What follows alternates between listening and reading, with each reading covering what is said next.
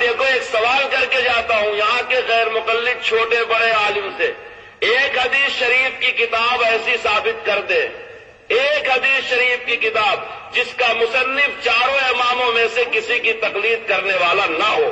بہت اچھا سوال آیا ہے، سننے کے لیے تیار ہے نا؟ کیا امام بخاری مقلد تھے؟ اب مقلد تھے تو پھر جھگڑا تھے کس کے مقلد؟ سمجھ گئے نا؟ حنفی کہتا ہے حنفی، شافعی کہتا ہے شافعی، سمجھ گئے نا؟ امام بخاری رحمت اللہ علیہ واقعی مقلد تھے۔ کیا تھے؟ پکے مقلد تھے۔ میں تھا پکا حنفی، پکا حنفی مقلد تھا، لیکن کروں کیا؟ فلما عرفت والا، جب میں نے حدیث پڑھی تب حنفی مذہب کی حقیقت معلوم ہو گئی، پھر میں نے ایک دم چھوڑ دیا۔ پتا چلا کہ حنفی مذہب کی حقیقت کھل گئی۔ اس کے بعد امام بخاری جب حدیث پڑھے حق واضح ہو گیا تو ایسا طلاق مغلہ دیا جس میں رجعت ہی نہیں ہے، کلی طور پر چھوڑ دیا۔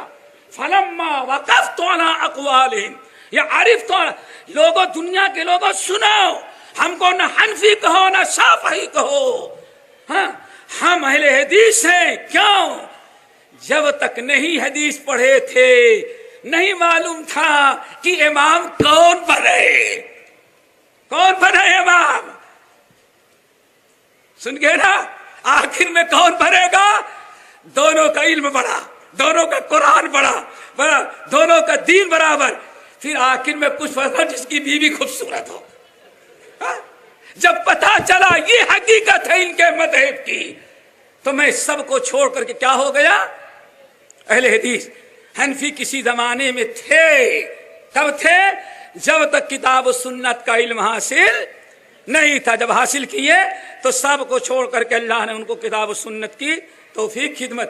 اسی لیے سارے دنیا کے لوگ اللہ اکبر، سارے حنفی کہتے ہیں امام بخاری ہاتھ دھل کر کے ہمارے پیچھے پڑا تھا۔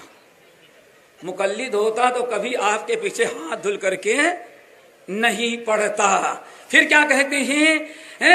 قرضہ تھا جواب دینے کا، امام عینی نے آ کر کے ان کا جواب دے دیا۔ اللہ اکبر۔